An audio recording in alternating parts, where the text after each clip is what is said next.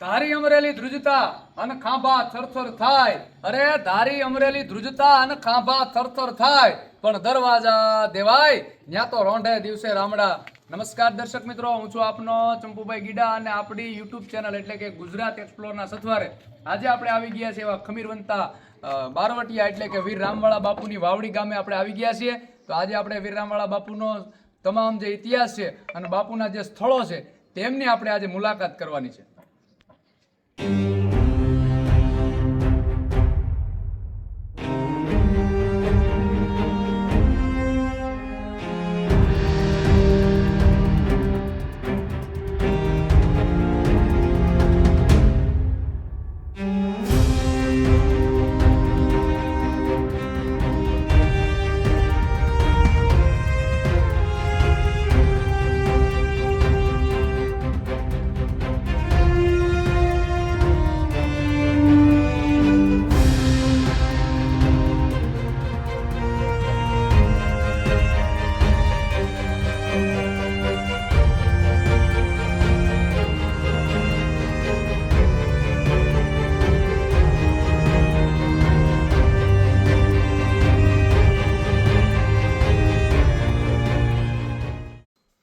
તો મિત્રો, આ તમે જોઈ રહ્યા છો અત્યારે અમે અહીંયા બેઠા છીએ.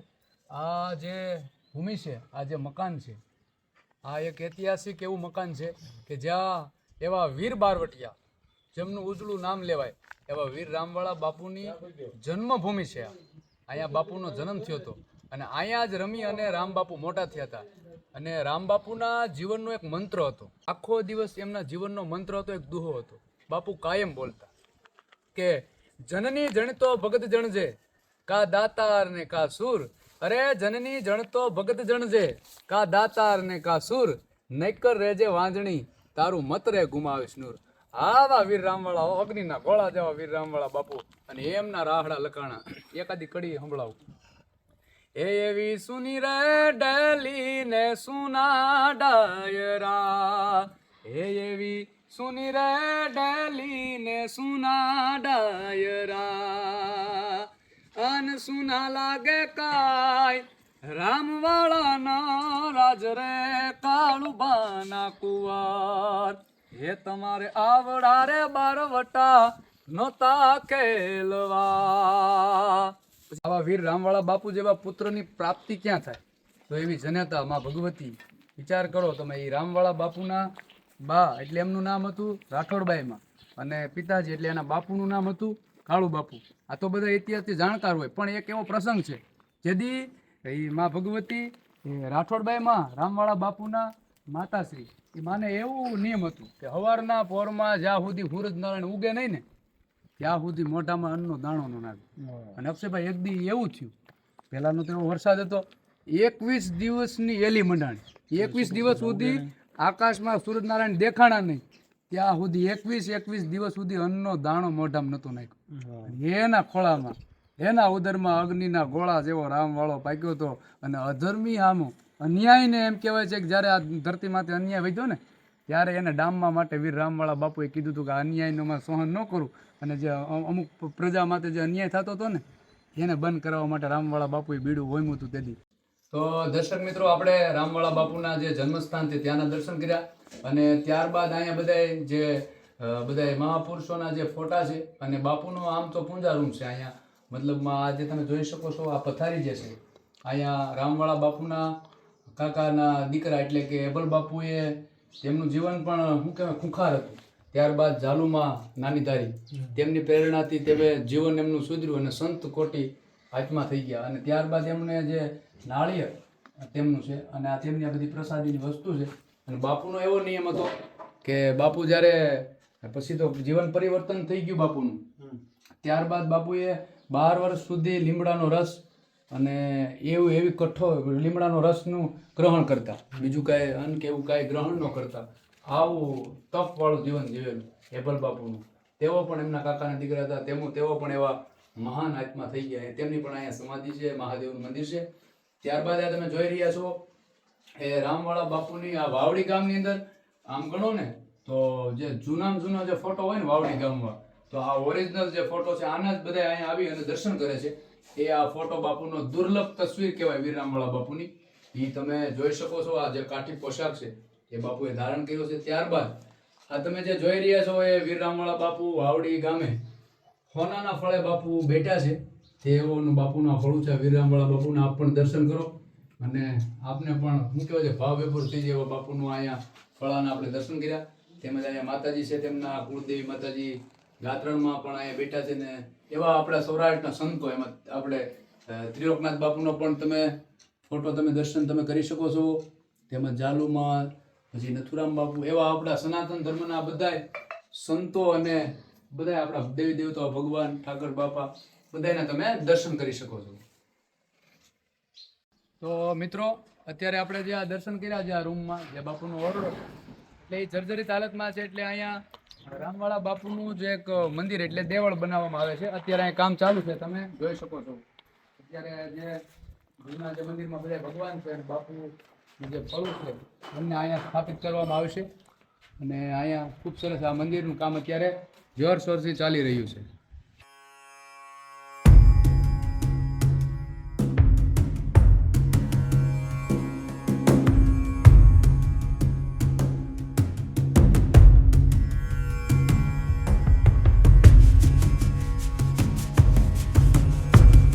મિત્રો તમે દર્શન કરી રહ્યા છો જે મહાદેવનું એ મંદિર છે અને એબલ બાપુની પણ અહીંયા સમાધિ આવેલી છે અને વીર રામવાળા બાપુની અહીંયા ખાંભી છે. એમના આપણે દર્શન કરીએ.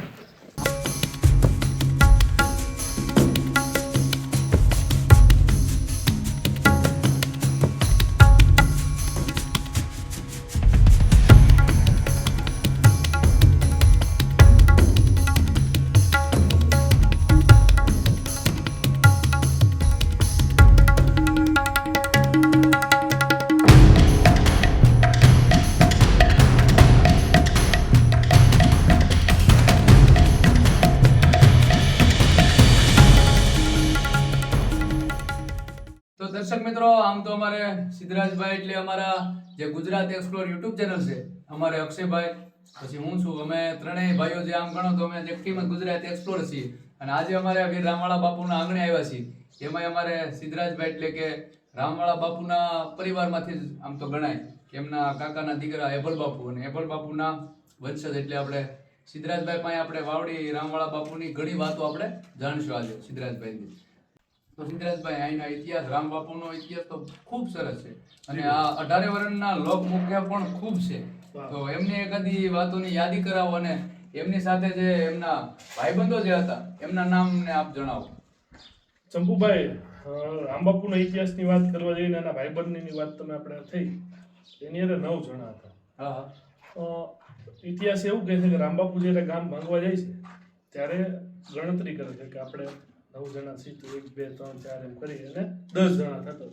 એ 2 વખત ગણતરી કરી અને 10 જણાની ગણતરી થતી હતી. એટલે રામબાપુએ કીધું કે ભાઈ આપણે હવે ગણતરી નથી કરવી, 10મું આપણે યાર સુરજ એમ કરીને 10 જણા હતા. સુરજ દાદા એની હારે હતા અને 9 જણા 9 ભાઈબંધોની આપણે વાત કરી તો રામબાપુ પોતે હતા, બોલાણવાળા હતા, કોદડવાળા હતા, નાગવાળા હતા, હરૂર તકમરિયા હતા અને મેરુ રબારી, વાલેરો મકવાણો, મોવાલેખા પઠાણ અને રામ બિસરિયા એમ કરીને 9 જણા હતા. જ્યારે અધર્મીનો નાશ કરવા માટે રામબાપુ જે ધર્મનો ગ્રંથ લઈને 9 જણા સાથે નીકળ્યા હતા તો આ 9 જણા છે. તો આપને સિદ્ધરાજભાઈ ખૂબ સરસ માહિતી આપી રામવાળા બાપુની સાથે જે મરદ એમના જે ભાઈબંધો હતા એમની જે ટોળી હતી બારવટિયાની એની ખૂબ સરસ યાદી કરાવી અને સચોટ આપને નામ આપ્યા. અને ત્યારબાદ આપણે રામબાપુ જ્યારે હિંગળાજ માના દર્શન કરવા માટે ગયા ત્યારનો એકાદો પ્રસંગ અમારા દર્શક મિત્રોને જણાવો સિદ્ધરાજભાઈ. અત્યારે પાકિસ્તાનનું હિંગળાજ એ સમયમાં આપણે હિન્દુસ્તાન સાથે ભળેલું સિંધ પ્રદેશનું હિંગળાજ માતાજી જ્યાં મંદિર છે ત્યાં આપણે 18 વરણમાંથી જે આપણે જે કાઠી વરણ કહેવાતું એ વધારે અહીંયા જાત્રાએ જતું. એમાંથી રામબાપુ યાત્રાએ ગયા હિંગળાજ અને ત્યાંથી જાતા હતા બારોટિયાના વેશમાં, મતલબ કે મૈયા કપડાં પહેર્યા, મૈયા મતલબ મૈસ કલરના જે આપણા કપડાં પહેરતા ને કાળા જેવા એવા કપડાં પહેરેલા હતા. એટલે ત્યાંના પોલીસને શંકા ગઈ કે ભાઈ આ કોક ધારીથી ત્યારે તાર ગયો તો કોક બારોટિયાનો ક્યારેક કોક મારીને ત્યાં જતા રહ્યા હતા ત્યારે એનો તાર ગયો હતો. એટલે એ વેમમાં એના રામબાપુને પકડી લીધા હતા. અને પછી રામબાપુએ વિચાર્યું કે ભાઈ અહીંયા મારે જામીન કોણ ગોતો. ત્યારે એમના આંતરિક સગા સંબંધીમાં દાના કાળિયા નામના કાઠી હતા. ઈ એમના જામીન થાય છે. પરદેશમાં પ્રદેશમાં. અને પછી જામીન થયા પછી દાના કાળિયા જે કાઠી હતા દાના કાળિયા ને એમની પાસે આવે અને એની યાર ત્યારે 700 રૂપિયાની મૂડી હતી. એટલે પોલીસ વાળા એવું કીધું કે 700 રૂપિયાની મૂડી છે ને તમે સાંજે લઈ જજો. એટલે એમાં એરસામાં બને છે એવું કે રામબાપુ જયારે હિંગલાજ પરવસવા માટે નીકળ્યા ત્યારે પેલું રાવણી ગામ ભાંગ્યું હતું. રાવણી ગામ ભાંગીને પછી નીકળ્યા હતા. એટલે રોહા પટેલનો તાર ત્યાં અહીંયા કરાસીને ભીગો કે ભાઈ રામવાળા, ગોલણવાળા, ગોદડવાળા ને એમ 4 ભાઈઓ ત્યાં આવ્યા છે. અહીંયા રાવણી ગામ ભાંગ્યું છે તો રાવણી ગામના તોમકદાર છે એમને અમારા હવાલે કરજો. એટલે એ પછી ત્યાં તાર મળતા પછી પાછા 4 ભાઈઓ છે અને પકડી લીધા. અને પકડી પછી ટ્રેન મારફતથી અહીંયા લાવવામાં આવતા હતા. એટલે પોલીસ ત્યાં ભેગી હતી અને બરોબર કાઠિયાવાડનું નાકું કુકાવ જ્યારે આવ્યા ને સ્ટેશન, એટલે ત્યાં બરોબર ટ્રેન ધીમી પડી. પોલીસ વાળા જે હતા એ સમયમાં ત્યારે એ જોડું ખાઈ ગયા. એટલે પોલીસ વાળાની બંદૂક આંચકી અને રામબાપુ ત્યાંથી જેમ ચિત્તો તાટકે ને એમ ધુબાકો મારી રામબાપુ કૂદી ગયા. એમ કરતા કરતા બધા ભાઈઓ કૂદી ગયા. એમાં ગોદડવાળા બાપુ રહી ગયા હતા. પછી તો એનો બહુ ઇતિહાસ ડીપમાં જાય તો બહુ ઘણો છે. પછી ગોદડવાળા બાપુ જે બગસરાની જેલમાં હતા પછી જેલ તોડીને બહાર આવ્યા હતા અને પછી એમ કરીને 9 જણા અને ટોળી બની હતી અને પછી એમને બારોટની શરૂઆત કરી હતી. વાહ વાહ, ખૂબ સરસ માહિતી આપણને સિદ્ધુભાઈ આપી. એ બધા આપણે સિદ્ધુભાઈનો પણ ખૂબ ખૂબ આભાર માનીએ. તો મિત્રો આપણે આવી ગયા છીએ ધારંગણી ગામે જ્યાં વીર રામવાળા બાપુ અભ્યાસ કરતા. તો તેમની માહિતી અમારે સિદ્ધુભાઈ જ આપણને આપશે આજે. સિદ્ધુભાઈ જી જણાવો. ચંપુભાઈ, અહીંયા રામબાપુ જે અભ્યાસ કરતા એ જૂની સ્કૂલ એટલે આપણે નજરે પડે છે. આપણે જોઈ શકો છો તમે કે બાપુ પોતાના અભ્યાસ દરમિયાન અહીંયા ધારંગણી ગામ, અમારા ગામ વાવડીથી 3 કિલોમીટર થતું, હું ત્યાં અભ્યાસ કરવા માટે આવતા તે સ્કૂલ છે. હજી પણ આ તમે જોઈ શકો છો કે જૂના એ સમયના દેશી નળિયામાં તને જોવા મળી રહી છે. તો આ સ્કૂલ છે. અહીંયા રામબાપુ અમુક ધોરણ સુધી અહીંયા અભ્યાસ કર્યું હતું.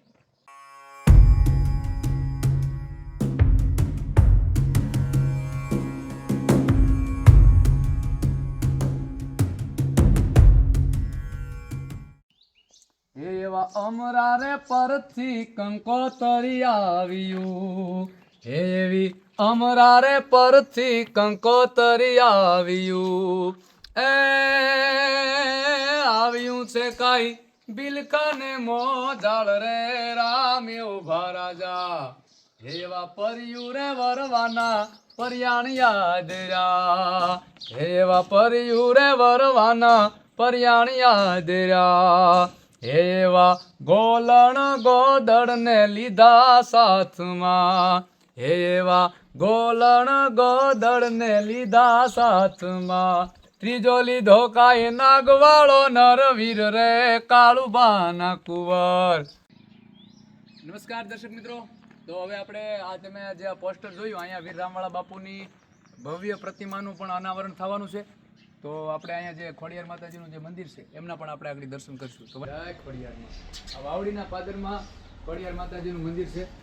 ખૂબ જ ભવ્ય માતાજીના તમે દર્શન કરી શકો છો. જય ખોડિયારમાં.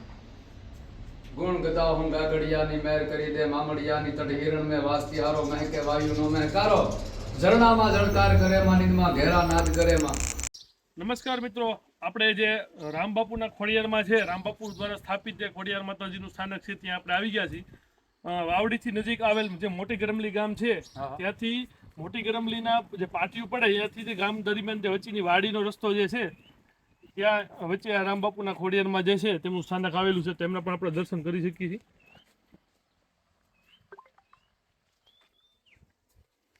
જેવા રામબાપુના ખોડિયારમાં કહેવાય છે અને રામબાપુ દ્વારા જે સ્થાપિત કરવામાં આવેલા માતાજી છે ખોડિયારમાં છે.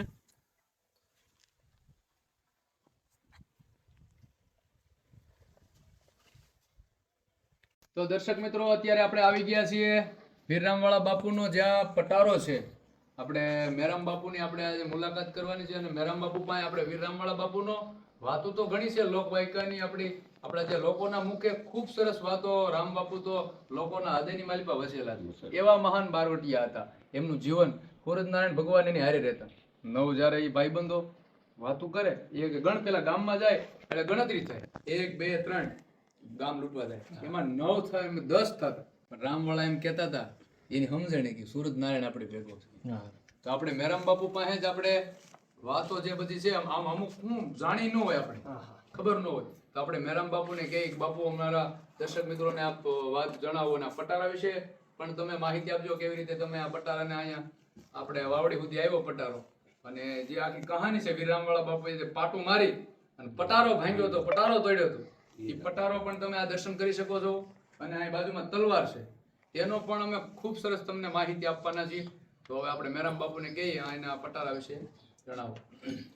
આ જે બાપુએ રામ બાપુએ જે પટારો ભાંગ્યો, એ પટારો ખારી ખીજડીયા રામ બાપુએ ભાંગ્યું ને, ત્યાં બાપુએ પાટું મારીને જે પટારો તોડ્યો એ આ પટારો. એ ડોશીમાં જીવતા હતા, એ કે હું પટારો નહીં દઉં. મેં 35-40 હજાર કીધા તોય કે પટારો હું નહીં આપું. મેં કાંઈ વાંધો નહીં, એનો પટારો છે, આપણે ના ન પડે.